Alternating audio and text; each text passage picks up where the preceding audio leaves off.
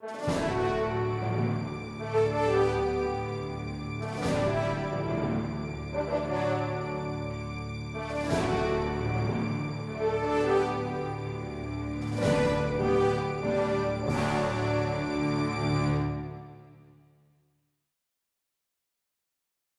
Dan Baker, and this is Ed Dolan. The idea came from the feeling that these foundations of our nation, where many people lost touch with it. I laid out the books that we've chosen for the first year here. There are a dozen books. Most of them are pretty good titles. Some of them, some people here may have read before. There's a flyer with a list of the books over there. In format, I thought we would ordinarily try to read the book in advance and then come and discuss it. One of us would give at most a 5-minute summary at the beginning to get things going, and then just have a discussion of what we read. And I think that would work well. Ed, do you want to add anything about? Did everybody have a chance to get a copy of the thing? Yeah. So being the first meeting, we're talking about George Washington's farewell address, and it's okay if you've not read it. I sat down and read it over the past 2 days. It's not long. Get ready, because some of the books are pretty heavy coming up after that, but we thought that it would be a good place to start, and I agree. That's a great. Well, were you going to do like initially a dramatic reading of this for? I was going to do interpretive dance. That I want to see. Love that was going to do that. There's always one guy in the group, professor. Yes. We found I'm looking forward to avoid foreign entanglements. That part dicks. I think you better end that for that. Do we have any yet? In terms of this group, it's a group for everyone.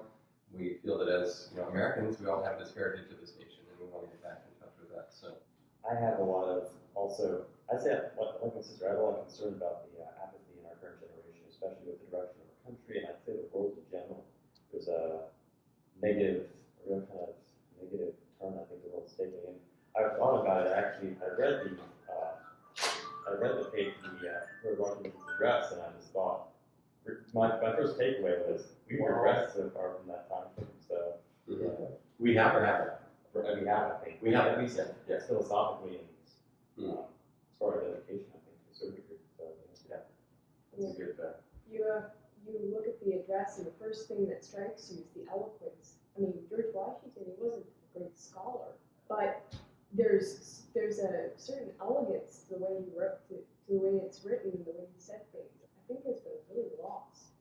There's a depth of thought there, isn't there? Yeah. You don't meet a lot of politicians or presidents that speak that way and have that amount of eloquence and Humility too. Yeah. Humility in there. Yeah. Attitude. I have to. This is good. So we'll start into discussion now. But it's interesting, Robert, you say that because I have in the margin here on the second page, humble. I did notice that trait about how he was communicating.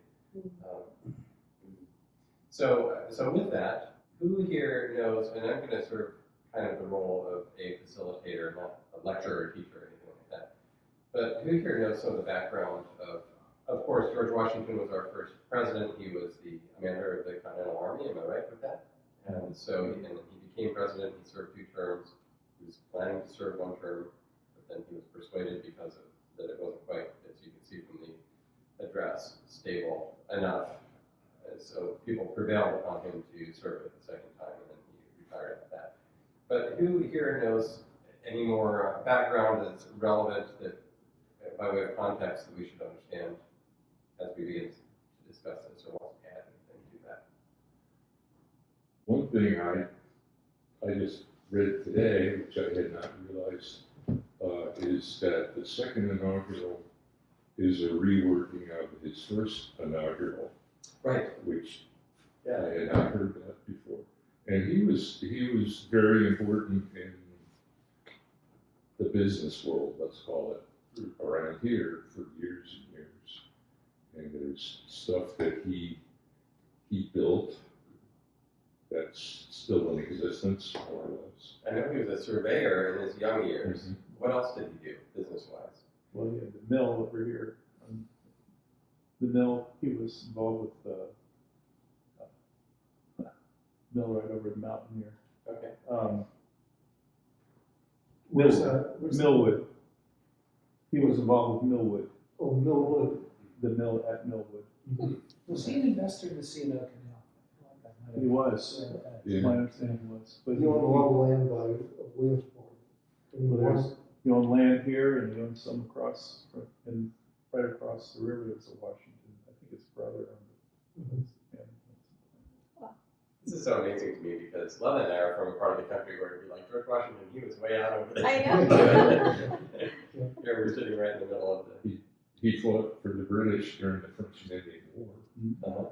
and that was, sort of a big part of his legend, I guess. Although I don't think he was very successful. No, it was kind of some disasters there. Yeah. Some diplomatic issues where he attacked a diplomatic party. He led orderly retreats, that's what he was famous for. Yeah. That's a learning experience, I guess. Yeah. Sure. I mean, it's a good reminder to see things like that. And also, by the way, his eloquence notwithstanding, his spelling isn't all that great. It's encouraging because we see the Washington Monument and, Washington, D.C., and everything is Washington. He's such a foundational figure in our country, and yet he was just a guy who was doing what he thought was right and trying to, serve his fellow people well, and posterity, obviously. Is it known whether he wrote this pretty much by himself? I saw something in passing that he was it John Jay who helped him some with it? Or? Hamilton. Jan Hamilton. Hamilton. Okay. One of them. Oh, I'm sorry, I was thinking John Jay on something else. Okay, it was Hamilton. But apparently this address was never given as an address. It was simply published at different people. He never spoke it to an audience. He tweeted it. Tweeted it. The assistance of- Before it was X. He didn't like to speak because of his teeth, so he generally. But it That was, would have been an impressive thing he did. it was posted all over the place. It was Yeah. published soon after it was Yeah. released. A number of different newspapers. With the assistance of Alexander Hamilton and James Madison, Washington composed the farewell address as his political testament to the nation. Okay, so it was published. Where did you say it? Let's see, in September 1796, worn out by the burdens of the presidency and attacks of political foes, George Washington announced his decision not to seek a third term. And it goes on, and Washington did not publicly deliver his farewell address. It first appeared on September 19th, 1796, in the Philadelphia Daily American Advertiser, and then in papers around the country. Okay.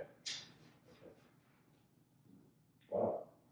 So, having laid that groundwork, I have done a bit of underlining and notating of the thing, as maybe some of you have as well, but why don't I just open it for, well, before we go into discussion of this, let me just ask this question. What are some of the things that, when you think about the United States of America, and what sets us apart or marks us as special or unique or something that you're grateful for about our nation, what are some things that come to mind?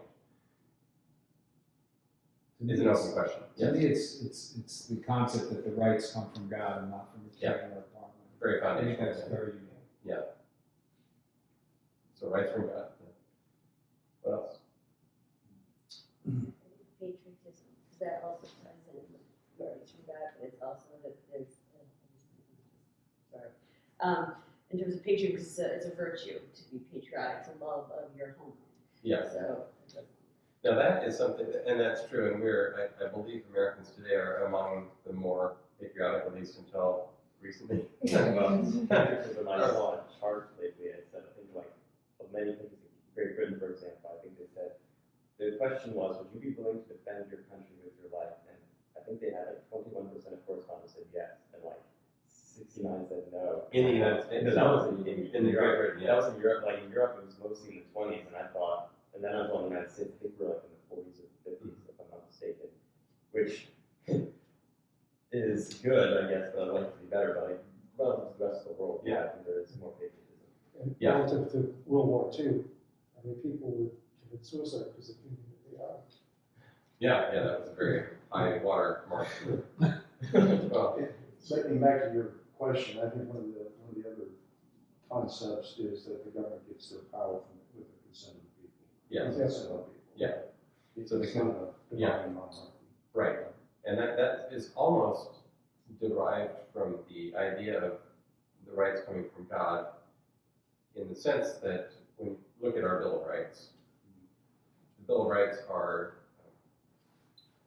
a recognition of a partial list of things that the government cannot infringe upon because these rights come from God. And from that comes, just this very limited view of, government is serving the people and not vice versa. Right? Yeah, I think is, when you think about the country in the book too, is the Union, united. And in fact, I just finished a book called The Wedding of the Waters, and George Washington was involved in that. And all the colonies were along the coast, and what they were worried about was that as migration was going past the Allegheny Mountains, that could be set up as a separate country past the mountains. So how to keep the Union together? Yes. And that was the Erie Canal.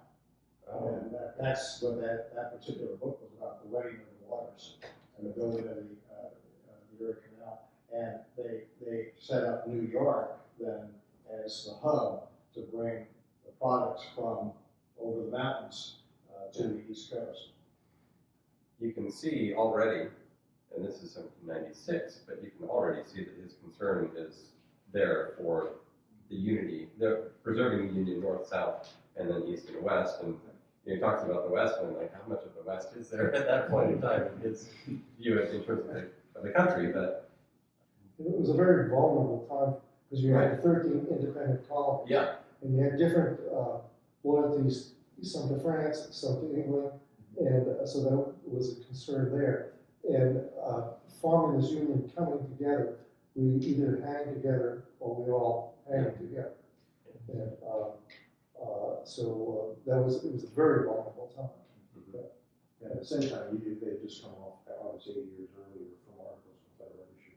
yes, They had a very weak centralized government with voluntary taxation from the states to a much more powerful central federal government. And this is just a few years before the War of 1812, when the Brits came in and burnt down the White House. yeah. That's right. So I mean, so that fear of foreign influence and people coming in was not unreal. Well, so Rick, you just brought up another issue that he has great concern about, and that is the foreign influence matter, which we'll come to in a moment. We're concerning the Articles of Confederation and the other thing. We're going to have a much more robust understanding of that in 2 months. I think February is when we're doing the Federalist paper. I believe so, yeah. This is just going to be a great year, actually. But Ed and I met yesterday to sort of talk about this process at the coffee shop, and one of the things that we have both noticed, and maybe you noticed it too, despite the eloquence being maybe not as characteristic of the way that somebody would write today, it seemed as though his concerns were just speaking to our situation right now. Yeah.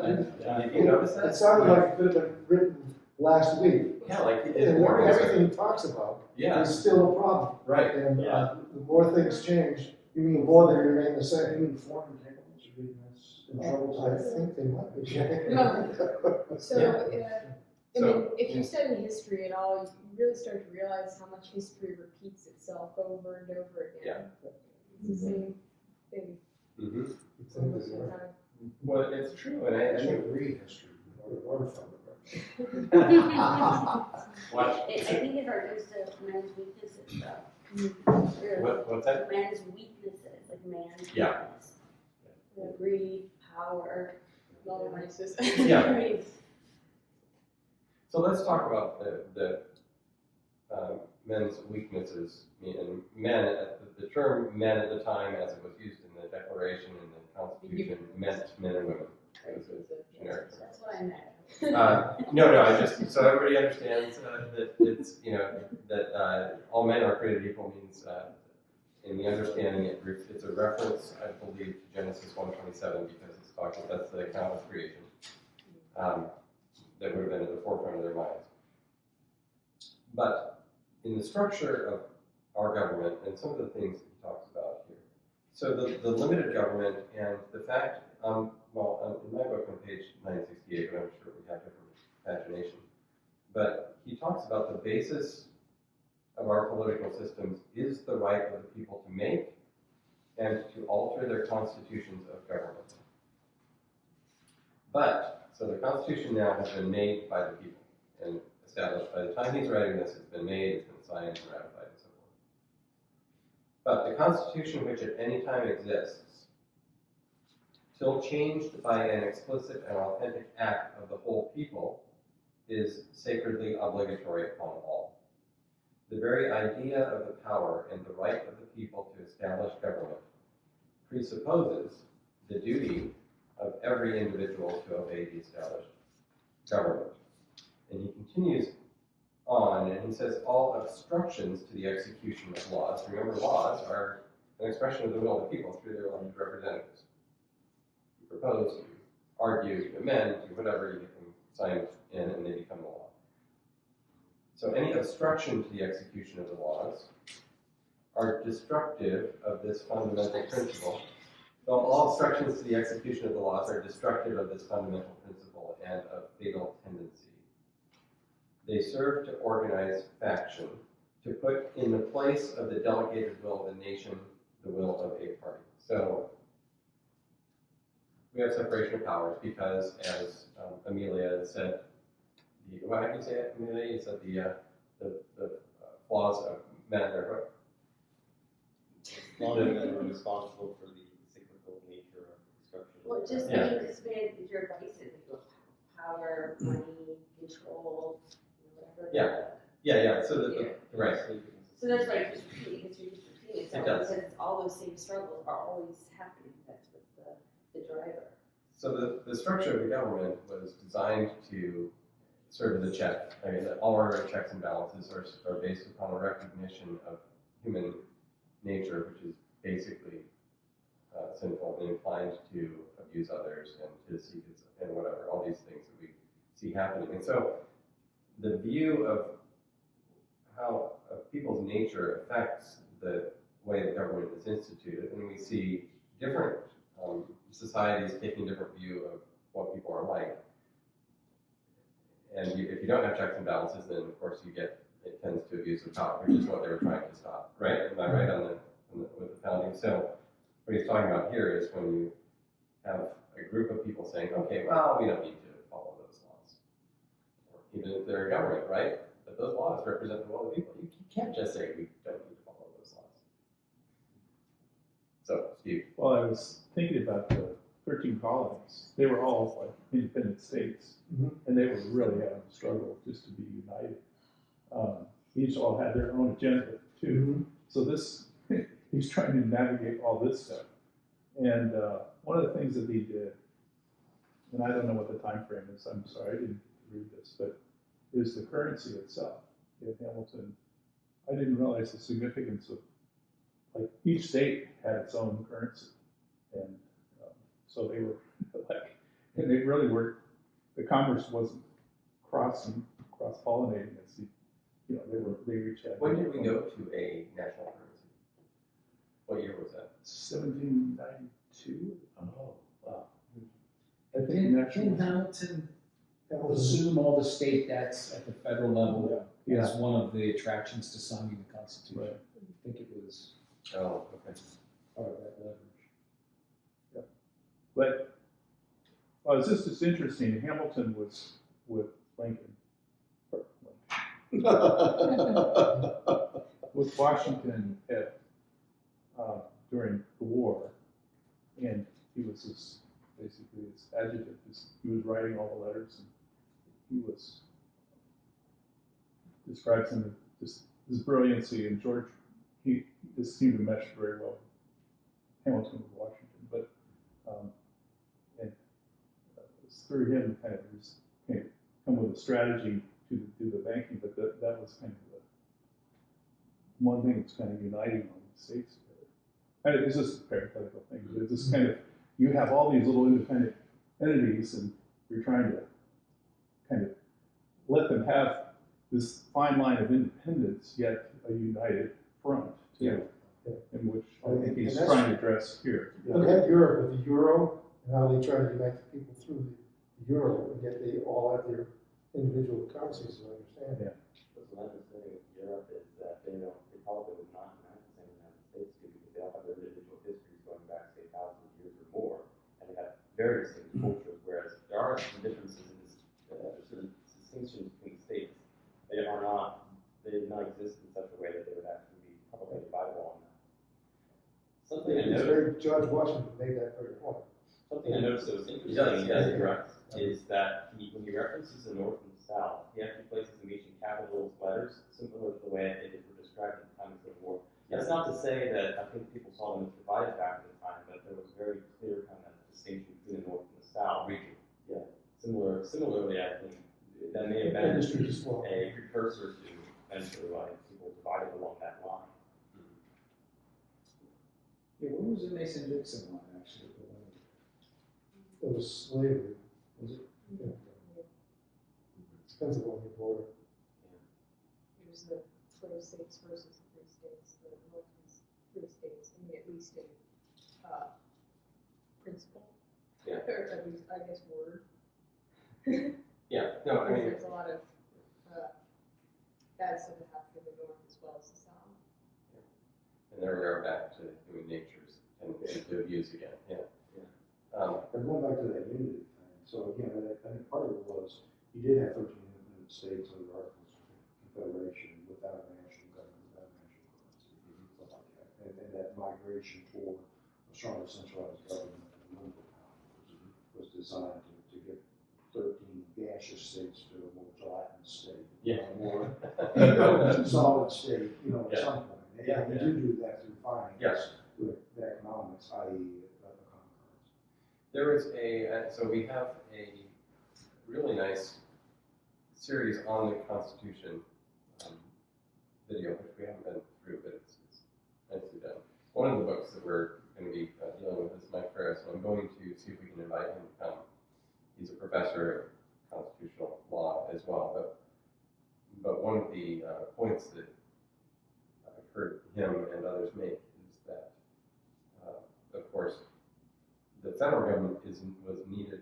Well, the 10th Amendment, of course, makes clear that there are only those specific things that are delegated to the federal government. The federal government can do. The rest is left to the states or to the Limited and enumerated. and enumerated. Yes. And so it's interesting because obviously national defense is something that is required. The states can't do that individually effectively, and among other things. But I've noticed it lately, even as I've been writing, I've been trying to correct my writing because I tend to say the United States is something, such and such. But I was corrected at one point by someone else and said, actually you're right, it's more correct and it's meaningful to say the United States are, because we are a collection of individual states joined together under a federal constitution. The states ceded certain small portions and very delineated portions of their sovereignty to the federal government, but not all of their sovereignty to the federal government when they joined. I suppose it would be contextual what you're saying, because if you're referring to the United States as a country, then you could say is. Yeah. If you're referring to the states, then you could say are. Like I read, that kind of changed after the Civil War. It was R before the Civil War. It shifted to is afterwards. Oh, is that right? Once it was clear history? you couldn't leave. Yeah. I'm not sure how many states would have signed Yeah. if it was like, oh, by the way, you can never leave. Yeah. Initially, the United States of America was small u, small s, capital America. Really? Yeah. Oh, wow. That's interesting. Well, we don't have because of the continental United States, again, since we refer to it now, at least properly, as just America. So the United States of America, referring to it as individual countries as opposed to the states, is really the only way we can properly refer to the country as a whole anyway. the end of Washington's address. He does refer to it as simply America. That's interesting. Well, I mean, I imagine actually though, what people were referring directly to the entire continental U.S. the same way, because say Canada was really a colony of Great Britain, and then the same probably goes for Mexico being a colony of Spain. I'm not sure if this was actually still the time, but nevertheless, they were really territories of other countries at the time. So really what would be considered America would still probably be the unique country. Yeah, and maybe that was it, I don't know. But I think he puts in all caps, at least in this edition, of Americans. He says Americans. Yeah. Yeah. But we don't say United States and they don't say we're Americans. Yeah. That's Okay. So there's the tendency to usurp. And then feel free, so if you've noted or underlined things, feel free to just latch on. We can go around and catch those in a minute. But I noticed he puts as the purpose down here at the end of the paragraph that the end goal of this government is the secure and tranquil enjoyment of the rights of person and property. The secure and tranquil enjoyment of the rights of person and property. That's how I guess we would all want to. You can go about your business, you can do what you want to do. Of course, slavery was mentioned already once here, and that was obviously a pre-existing situation at the time of our founding of our nation, and that was a grievous situation that was resolved 89 years after our founding. Can you repeat that thing he said, life? Yes, he said, I'm paraphrasing, but yeah, it's the end of the paragraph talking about the purpose of our government, the intention of our government, is to confine each member of the society within the limits prescribed by the laws and to maintain all in the secure and tranquil enjoyment of the rights of person and property. Where did the expression life, liberty, and the pursuit of happiness come from? Declaration of Independence? I believe so. Yeah, so some of the early versions of that phrase was actually life, liberty, and property. That's correct. You know, and it just sounds better. So Which it's is considering reference, I guess. Yeah. I think that would be making a reference probably to the unique status that the United States grants individuals complete psychological freedom. Because liberty is like I think it's a three-dimensional concept where you have physical liberty, psychological liberty, and moral liberty. And no one really respects physical liberty, for example, because that's your ability to move around and walk and whatnot. But psychologically, you limit someone what they can do to pursue their goals. You basically put psychological judgment constraints on a person, and that would be what people were. The removal of that was what people really sought in America. I think would be defined as the American dream. But moral liberty, I don't think is totally guaranteed. That's why we have laws. You cannot kill somebody, you cannot injure somebody, because that is a breach of that, and that would basically, with complete moral liberty, would be the destruction of the country under its own weight. You have anarchy, I guess, as they often describe it, it's absolutely an absolute form. Well, one of the I was going to say, one of the big themes, and I think it was in the middle section, was his focus on a moral society. Right? Our system is in fact, it only works when there are moral people. Right? Yeah. People do the same difference between right and wrong, with a common set of definitions for right and wrong. one of the things I just had, I put up an interview that I conducted last week with a man named Mark Curry in Australia, and I put it up at 9 o'clock this morning. It's already got probably by now, over 3,000 views on YouTube. So if you want to go to the channel, you can watch that. But one of the things that Mark notices, and it's a discussion of Islam, big civilizational kind of things, but one of the things that he notices in terms of the grand progression is that we've, in the West, we talked about the West generally, we're losing touch with our awareness of the importance of our religious faith and that importance to society. And we've moved toward a more secular society idea. And one of the statements that Mark made is in the Islamic world, the connection is understood, and it's very compelling because you see how much people believe and are willing to assert that moral foundation for the political system. And Mark said he's not entirely convinced that our secular society has kind of a hole in the middle, he said, and it's not as going to be as compelling to an upcoming generation looking for meaning in the world over and against the advance of Islam in the world. Yeah, so I just thought it was an interesting observation. Yeah. In that. I thought, I saw actually, I've heard a lot of times this term of phrase, separation of church and state, and I decided, okay, that means, there's no neutral government religion. I think that's what they refer to, and that's probably true, but it was interesting when I actually heard the context of what it was. I think it was a clip that the Speaker of the House made, and he said the separation of church and state was never something that was put into the Constitution. It's a letter from Thomas Jefferson, I think it was to George Washington, and he referenced it not so much in religion and morality not touching government, but the government not touch religion. Yeah. That was, I didn't realize that's what they meant by it, but the phrase actually originally was meant by it. So I guess it was a month ago that I heard that said. I forgot to say that. Yeah. And then the George Washington's address sort of reinforced that, where he describes the importance of morality. So. Yeah. But he talks about that a lot. That you had further. Before the American Revolution, all the individual states had established religions, most of them. And so, to hold public office, you have to be a member of the established religion, and that was one of the qualifications. Now, by the time the revolution took place, it was no longer the case. But in the 10th Amendment, where it says, these powers are enumerated, it's that the Bill of Rights says the federal government cannot establish religion because that is the right of the individual states. Right. That would be, in that case, that would be the federal government stepping into religion. Yeah, it would be a disaster. Yeah. And yet it's clear he sees the value of religious people. Mm-hmm. Really, how do you have a limited government with a lot of liberty if people don't have a moral compass? That's right. If you don't have a moral compass, you need more and more laws, and suddenly the government is your God telling you how to live.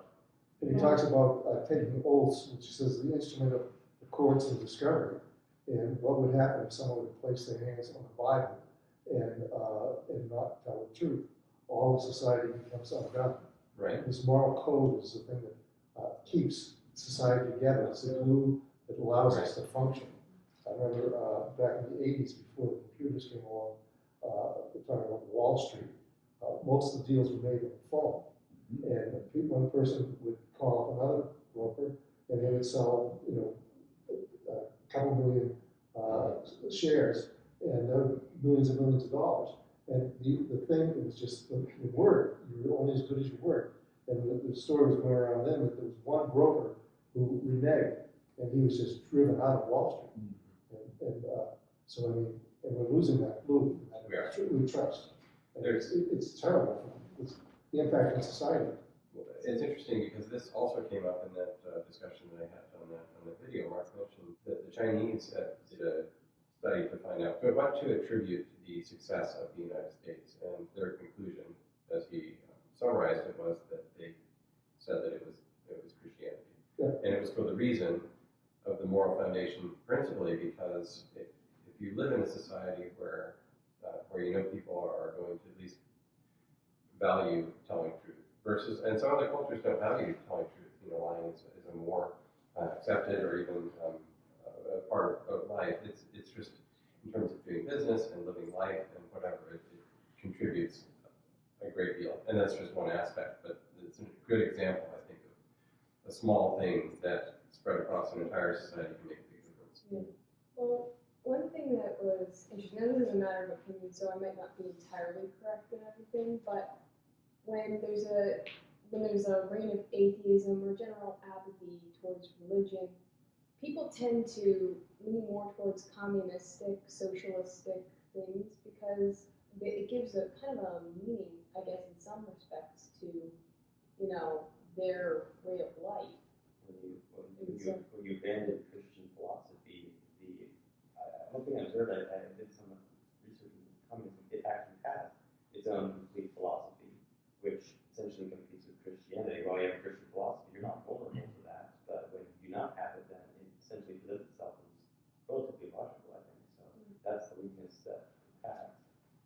One of our high school, People that people have. our high school years, I had a study, the communism, like their theology, you could say, you could call it, and basically all its errors. Yeah. It's interesting. It's opposed to religion, I think, because it actually functions very similar to a religion in that many people think of it as an economic system, but it does have a lot of it has a lot of background, especially if you look at the writings of Karl Marx and the original founders, the people who kind of scripted communism, if you will. They have an objective for humanity to reach, and so on. I think they tend to view man as the actual God. So people who actually have a religion or otherwise morality will be less rigorous in their adherence to it. So I think that's pretty much why in many of the communist societies, I'm not sure what the status is in China, but I think they discourage religion Oh, yeah. quite a bit. I mean, but it's These are some topics that we can cover in future readings too, because those are obviously questions of the day, and one of our friends just wrote a book on this subject called Mao's America, I think. Is that in she's book? Yeah. So just was speaking with her a couple days ago.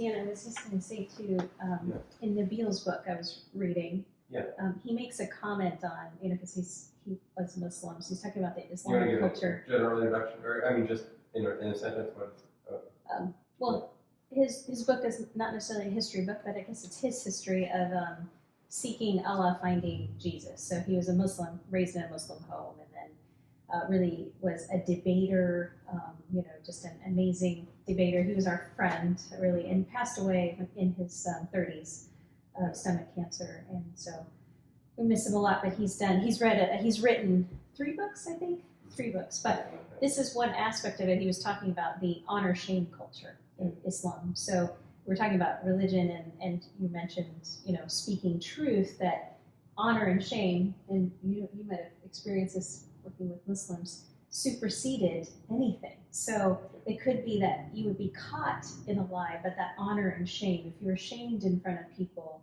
it would be anything to restore the honor versus the, our other concept of truth so much. So I thought that was kind of interesting too, that you look at Islamic cultures where perhaps, or Asian culture. My family's from India, so in India it's the same thing, with the Hindu culture, but honor and shame is so much more important in many ways in terms of what people think of you. It would seem to me that certainly that would be the case for Brahmins. Yes, yeah, definitely. Well, and maybe why the culture, there are some challenges in those cultures because that supersedes, again, truth. And as we were talking about the founding of the United States being more India of a very Christian much culture. is an honor-shame culture. Absolutely, Yeah. that's what we're saying. Hindu, Muslim, it didn't matter, but definitely honor shame versus the truth that we seek in America. Yeah, I mean, in terms of big picture, I think many people around us today have forgotten how much ideas really do shape the society that we live in. And so the question that I posed to Mark in that interview was, Washington doesn't deal with this question here, but in Islamic societies, you tend to see, and he said, Islamic societies around the world are not generally doing very well economically, socially, whatever. And so what does that attribute to? Of course, a lot of times we see creation of an idea that people are victims or colonialism or these different things. And so I guess the question that I raised was, if there is a victimization situation, who is the victimizer in the case? Do we assume that it's the colonizing forces, or are there other factors? What he suggested, and that's what brought us around to the discussion of valuing of truth, for example, or whatever. The different things contribute to that, and some of the things that Lana mentioned, I think, in terms of honor, shame versus whatever. But the founders, of course, recognized that they wanted to structure things in recognition of human nature and human experience in order to create the check and balance, to create that, how to put it, secure and tranquil enjoyment of the rights of person and property. He, just to breeze through some of the other major themes, and feel free to jump in if you have any comment on it. He talks a lot about the need to be relatively neutral with respect to foreign nations, right? And to not have, and there may be a shared, a common interest, is that how you put it?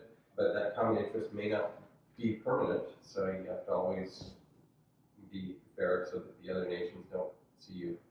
And it seems to me that he was talking about building up the moral capital of the nation, the respect on the world stage of our nation.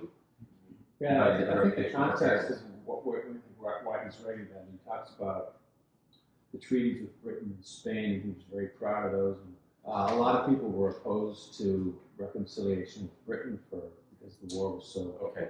And there was always the concern that they were going to start it up again and undermine our republic, and they were doing covert action to suggest that they might be interested in doing that. And then you have Napoleon coming into France and the revolutionary, and the Republican Party was starting to form at that time. Was very much in favor of supporting revolutionary France against the monarchical powers of Europe. And Washington just said, we got to stay out of all of that because it was such a disaster. And ultimately, the Republicans, Democratic Republicans, as they were called, got dragged into this War of 1812 by pissing off Britain and being a little bit too cozy with France. So Washington was prophetic in seeing all of that, and it's too bad his words weren't heeded at the time. What was the general, I know obviously the French Revolution was intriguing to people, but it was a very different type of revolution than ours. Yeah. And so what was the general sentiment in the colonies at the time? Obviously we have the reflections of the revolution in France. Anybody know some of that history? And I think they're part horrified. horrified by what was happening It in was France. happening there. Yeah, It was- Once it revealed how Yeah. I mean, Now, it was Jefferson was a big it was a prefiguring He of the was, communist yeah. revolution. Mhm. Some people were more equal than others. Yeah, that's correct. Yeah. Denouncing the state Yeah. and calling people out. At least turning that's, water into temples of wisdom. Yeah. Making it secular feast days, changing the calendar. So His name is all that Caesar. happened. Yeah. Okay. motivation was very It's the left. Well, it's interesting because you still see the shadows of that in France today, I think. Oh, Yeah, very much so. It's always on the verge of revolution. Yeah. Well, not only that, but the disrespect for property and Yeah. there's graffiti everywhere. And I see that in the heritage of the. Unfortunately, that's Yeah, what sorry, it is too. another parallel I said draw to say communist revolutions is that the revolution perhaps was correct, the revolution is correct in identifying problems. I think, the communists are very good at identifying problems in a nation that they kind of revolutionize, but then when they put their plan into action, you find out it works than you were before. And I don't think France necessarily benefited from the revolution, at least not to a significant degree. Yeah. So that it's sort of like It killed off the hotbeds, that's for sure. Yeah. I mean, I suppose there are a few that remain. Economically, meant to economically, they were very poor, I think, after that. Well, the thing is, I'm no expert on the French Revolution, but I do have the impression that when you seek to rectify an injustice, and there are many injustices surrounding us, you want to be sure that you are acting justly when you are doing so. One injustice does not justify another injustice. There's a very strong method for that. If you observe the cycle of history in which there's been high peaks and downsides, whatever the side of conflict that seeks to really kind of damage the situation, it always tends to attempt to get in right at that kind of time frame when there's a revolution or there's some kind of structural change. So be very careful. The communists, I guess, were known for doing that, where they would use war to their advantage. Apart from North Korea, Uh-huh. where do we actually have anything that might be called a communist society? Yeah, so Soviet fell. I mean, Yeah. is Cuba qualified? I think It still is in. Venezuela, China. China, yeah. China's like a milder version, but it's still in principle communist. Explain your question. Or explain your question. There's something behind that. What are your thoughts on it? Well, first I wanted to say that in terms of the French Revolution, I am very much on the side of the poor. Yeah. The people who revolted. Yeah. They had many reasons to do that. Now, things went a little bit wacky. Yeah. Still, I think it had to happen. But in terms of communism, if you're getting your understanding of communism from Marx and Engels, Yeah. what communism is, I say it's not out there. It doesn't exist. Well, The thing is when there's revolution and dissension among the people, it's very common for a leader to emerge, and that leader oftentimes has communist ambitions. And so, well, I mean, sometimes. A lot of times, a lot of the poor are not necessarily at fault, but there's a lot of passion, and so they can be led to do things that they wouldn't have otherwise done. Certainly they have a desire to solve the problem, but I think it just, the efforts get sabotaged. You know, Marx and Engels had definitely published, they have a very, very detailed philosophy on it. It's more idealized. I would agree, I do not think I've seen a perfect implementation of it. But those who implement it generally try to get there. It actually it kind of hinges on a logic that humans can form together as worker ants, and I don't think that's actually possible. So communism as they envision, I don't think has really ever happened. They say that, and they say that's why it hasn't worked. I just argue Republic cannot work. Going back to the French Revolution, where did it go wrong? They lost the anchor of morality. Yeah, they lost it, totally threw it out, and they're beheading people. People taking their picnic Sunday lunches to watch the guillotine and stuff like that. It's they just lost their anchor. Well, we had a lot of lynching. Yeah. And I just think this kind of sweeping dismissal of the French Revolution from the point of view of the poor and the downtrodden is just a mistake. I don't think they have the most who fought against resolution. I don't think they necessarily, especially when coming from it, had bad intent.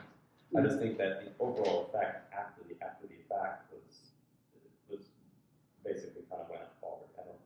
So The Christianity is the basis of our culture. I mean, we do have charity, and you go back to the days of people living out the countryside and farmers helping each other and stuff like that. I live in a town in New Boston, New Hampshire, and there was a family whose house burnt down. Next morning, all the kids were in school with clothes, and the neighbors started working on the house, rebuilding it. And 3 months later, it was like nothing ever happened. In fact, the house was kind of remodeled. But all the neighbors just rushed in there, and it used to be that way in rural America. Where I live on Mountain Road, there's a guy down the street who come in, he's got a tractor and plow our driveway. How does that apply to the French Revolution? Or is that not what? Well, if they lost their anchor too, and they lost charity and taking care of the people. And of course, the nobles, they were just so self-indulgent. I would not describe them as Christians. So from my understanding there's a lot of corruption within the French hierarchy, which caused a lot of injustice. But towards the end of the French Revolution, after they had pretty much overthrown the monarchy, the people also seemed to throw out religion along with that, and they kind of accepted this paganism, and they went and did things that probably were not very ethical. Have you ever seen real poverty? I mean, What do you define real poverty as?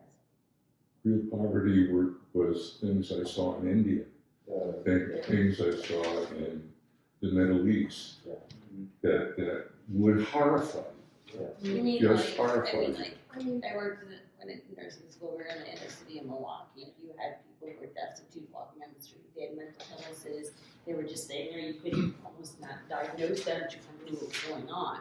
My daughter actually experienced a woman who was confused just the other day, about a month ago. Being poor here is very different So it is from being poor sure, in India. Sure, but you can understand. I mean, I can say I agree I with don't you think that you can. I don't think you can, and I don't mean to be offensive, but I think you've got to see it before you really understand it. So John, I would agree. I think when I was very young, my parents took me to India. That's where my family was from, and you see, recently we took our family too, and the level of poverty and just hopelessness that you can see certainly in other countries. We've talked about the value of traveling as a family, so make every attempt to travel minimally so that we can experience it. But again, growing up, I agree. And I think in India, a lot of what happened, and so my family background, we're not Hindu, we're Christians. My family became Christians in the very first century when Apostle Thomas went to India. And so it's a long lineage of Christianity. But in Kerala, although there is a larger percentage of Christians in Kerala, where my family's from, it's still only 3-4% Christian and the rest are Hindu. But there was an affluence that we saw in Kerala compared to the rest of the country, partially because of some of the Christianity and then immigration and Western ideas. It's a relative affluence that came, yes, as well. And then in India, what you saw, many people, like the Dalits, the lower caste of Hinduism, they were more attracted to Christianity because of the freedom that it would provide from the being stuck in this lower caste. And so kind of going back to the compassion, the freedoms that would came in a religious sort of way, again with more of a gospel message. But I agree. I think when you see, what did my friend used to say? If you were born in the United States, you won the, excuse me for saying this, but ovarian lotto, because you were born in the United States and you were able to have the privileges of the U.S. versus other countries. So I mean, we look back and say, why has this country been so prosperous? And why are we? Well, we have a lot of natural resources. We have a lot of protection from the 2 seas and stuff like that. But basically, it comes down to, I think, our culture. We had a culture that respected the individual. The whole thing of we're created, everybody accepts that we're created in the image and likeness of God, and that we all have this dignity, and that we have these rights that we receive, plus our work ethic and things like that. I mean, so I think our culture has gone a long way to bring about this prosperity. And you look at other parts of the world where they don't share the American culture, the American dream, and they don't trust each other and things like that. So I think largely the thing that's brought us success is our culture. And we benefited from essentially starting with a blank slate, right? Not that landed aristocracy that the French were dealing with in the British. Right. Although we had a little bit of that here in South State. And then the Federalists versus the Democratic Republicans. I mean, they clearly, Federalists didn't want to have anything to do with the unwashed. One of their lines is, who should better run the country than the people who actually own it? That is a Federalist. If we own it, so we should run it. I thought it was interesting that a lot of the things that George Washington warned us about, we broke every one of them right now, like regionalism and partisanship against political parties. It is very much against the partisanship. And here we are. Well, I don't think parties do the world, but anyway. Yeah, I agree. But it was interesting that he had that concern. But we have broken a lot of the other things that he was warning against, this sort of safeguards that are set in place. He's warning against parties, and as soon as he retired. Yeah, exactly. Really Right away. Before we move on from that, and we'll wrap it up here soon, just to be respectful of time, we've got about 5 minutes left. One further comment. I think one of the differences that I observed on the point of the French Revolution, so you have a problem of poverty, you have a problem of injustice, sometimes grave, deep, hopeless poverty situation. There's something about whether you have a view that a materialist view of the world or a view that is not entirely materialist is justice entirely defined as a material situation. And second, alongside that, one of the things that Mark mentioned in his comparison between the two, talking about Islam versus Christian, he was talking about what the Chinese noted about the United States, is that in the founding ethic of the biblical story is that Jesus set an example of it's better to be wronged than to be the one doing the wrong to others. And so Jesus, although he was, and so Christians who try to model themselves, try to follow in that, you often see, not perfectly, but you often see people upholding this intention of, okay, I would rather be standing for what's right and be in a less ideal situation than to be doing something that's morally wrong in order to advance my own interests. And what he says is if you flip the narrative and you have somebody who says it's better to be victorious than to be victimized, it's a different situation. So then your toolbox of how to solve your situation becomes different. You're willing to victimize others in order to set yourself in a better situation. And some societies have more of an ethic of willingness to do that. And when he talked about the founding story, he said, the founding story of the Muslim community, I'm sorry to keep coming back to this, but it's current in my mind, is that the Muslim community was born in adversity and eventually came to a place in which they conquered their enemies. And the honor that was restored for Islam was gained through the conquest.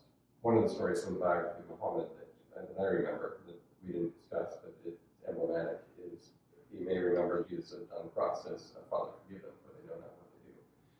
There's a story in the life of Muhammad where one of his followers during his lifetime was martyred, and as he's dying, he cries out with his last breath, "Oh Allah, seek them out and find them and destroy them every last one." That's his final thing. Contrast that with Father, forgive them, for they know not what they do. When I think about the two revolutions, I agree with you, John, that there was injustice in those situations. I'm sure that, again, I'm not so familiar, but the poor were being badly abused and did not have opportunity. And I think part of that probably came from the failure to affirm the fruits of their own labor. I mean, property is the fruit of labor. So if you say you're not going to do involuntary servitude, well, people are being abused and their property is being stolen from them, whether they're poor or rich or whatever. That's it. So, I mean, when you look at historical accounts of the French, of post-French Revolution, people were not better off. In fact, they were poorer. You mean afterward? Yeah, Okay. I mean, They were for poor liberty, and worse yeah, off. I'd say there.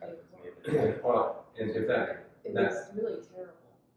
that being the case, then that would be, I think, the fruit of not solving a real problem and a real injustice in a just way. Mm-hmm. I guess I've always looked at it, and maybe not be right, but I see for example, the French Revolution, you had extremely wealthy and extremely poor, and there was nothing in between. Yeah, right. There's no So you didn't have your middle class. You didn't have your. They were just really, and it was just being pulled farther and farther apart. It's just like stretching that rubber band. That's going to snap. Yeah. Where I think America has always been unique is the whole idea of the freedom to exercise skills, work. Yeah. Is if you have a strong middle class, and opportunity and mobility, industrious middle class, stages of life, and you have this kind of moral core behind it, they're desiring to be honest, hardworking people who contribute to society, and I think that's something that they were looking at. Part of this is nurturing that kind of environment. So you're always going to have wealthy people, you're always going to have poor people, but you have a middle class where people can come to or build that. That's, I think, something that's unique. It goes the same, I think, in the government. God, the legislative judiciary. It's you have one. You don't have one faction where you can steal it now. Where we do have it, I think, is in politics, but that's not. That's a hard one to fix, right? You're going to have two sides fighting over. They had power separated. Power not in one branch, but separated. They had checks and balances and stuff like that. It was a brilliant system. Yes. And they certainly did recognize the weakness of human nature. And he talks about unprincipled people who were exercising power, stuff like that. Just a couple of quick points here that Washington was able to cite in his farewell addresses. He talks about public credit and debt. Oh my God, he's talking about something that's and he says it's morally reprehensible to not pay your own debt and pass this burden onto prosperity, where we ourselves should be able to do that. Then he also talks about, almost like Eisenhower, beware of the military-industrial complex. He does. He mentions that explicitly. That it's better not to have a standing army, but rather divide, have the each state had its own militia and a national guard. And, it's just, the people in the military were just sitting around waiting, looking for an adventure. You know, and I kind of wanted to piggyback up just quickly what Steve and Mary, you said. The three, and I know we're going to talk about Thomas Sowell, and we're going to read one of his books, I think, coming up. And he talks often about I think in the United States, what makes it unique is the ability to move. Like when you're young and you're getting started in your career, you might be on the poorer side of things, but the ability to move to middle to higher class, or That's a higher very level relatively rare thing in the world. versus, which And is the thing is, rare. And I think that but that's also why. it's the ability to move down as well. Yeah, Again, you there don't is- have the there is. concentration Yeah. of wealth in a very small dynasty. Yeah. It's people move up and people can move down, and that Right. that wealth is spread out again. And kind of going back to the whole India thing. I mean, my parents came to the United States so that we could have those opportunities, and it's so unique. And then other countries, that's where some of the challenge, or you talk about the French Revolution, the very, very poor probably saw no way to get out of their very difficult, awful situation. And so hence you have these revolutions, but hopefully the United States, I think that's the whole point of having this discussion. I hope more people come from different viewpoints, because I think that's so important to remember and realize that that's what's amazing about here, is that freedom and that ability to move back and forth, which I think is what more young people need to realize. It's not that bad, but we're painting a picture of it being horrible, and it's hard for me to understand. There's another thing that I think is important for young people. I just kind of realized I've read about this on the founding college history, but when I read the address, that was a whole component of George Washington's personality, his whole policy that I had no awareness of. And so, I mean, I think it's very important that people really have a greater familiarity with the views, the statements, and everything of the founding fathers of the country. We always reference them when we talk about defending our freedoms, but how many people really know what the founding fathers were? And the whole Enlightenment, I wish I knew and understand more about the Enlightenment, but I mean, these were children of the Enlightenment. That's the way they thought. They talked about natures and had a specific meaning. Human nature, the creator, the moral law that is a natural law, which is written in our hearts and can be discovered by any honest individual. It's not easy, and greed can get in the way, but you can figure out that this is right and this ain't right. It's been a good discussion, I think. And I think one of the questions in my mind, one of the things that I've thought about a lot over the years is, does the sort of principles that swirl together to make the United States a place that people around the world want to get to, and even today want to get to, like Lana said, with her family, for pursuing opportunity. Could those principles applied elsewhere, or given certain conditions, could they have a similar effect for other people who are in a less desirable situation in the world? We're just talking with some people about some situation in Haiti and trying to help some people get to safety from risky circumstances there. So we don't need to answer that question, but it's something I think to consider. And I just want to conclude by saying I think that the benefit, by the way, of this group is going to be nice to meet and have these conversations. But in my view, the real benefit of what we're going to be doing here is just doing the reading, having that personal interaction and experience with these books. This is the book for next month. Ed, have you read it yet? I've got through about half. About half of it. Okay. I've not read it, but I like the title already. Yep, it's written by the chair of the Beckett Fund, and he looks at history of religious freedom in this country, and a lot of surprises, and it's very interesting. He's got a lot of examples. He's helped a lot of different people, different backgrounds, Hindus and everything else, in court, and it's a very interesting book. It's called The Right to Be Wrong, and it's by Kevin Seamus Hassan, Hasson Hassan. This is not an old book; it's a new book, but it's talking about the principle of you don't have to. We don't have to be conforming in our opinions or views in this country. Yeah. Does the premise of this book advocate in its title the recognition or establishment of a fundamental right to be wrong, or is it simply just? I know you and your dad were having a conversation about that. But does it just say that humanity, does it reference more that we have a right to free speech, or does it rather say that we need to recognize that people have a right to be wrong? Yeah, I've read it, so I know. It talks about the interaction here. He divides the people into park rangers who try to prevent putting a statue up in the park. And the pilgrims who would try to establish a religion that everybody conformed. And we have a little bit of each one of them in ourselves. And I have copies of the U.S. Constitution and the Declaration of Independence. Read the first two paragraphs of the Declaration of Independence, and I think a lot of people would be aghast at what these people thought. Yeah. Go ahead, around that. You go. Yes. Thank you. So we are officially concluded, I suppose, unless anybody has final thoughts, but you can hang around and chat as long as you like. Thank you, sir. We're doing it all along. Government right now, I think this whole federal episode, this is our address to the American people. Publish it, put it out in the newspapers, and start doing whatever. I was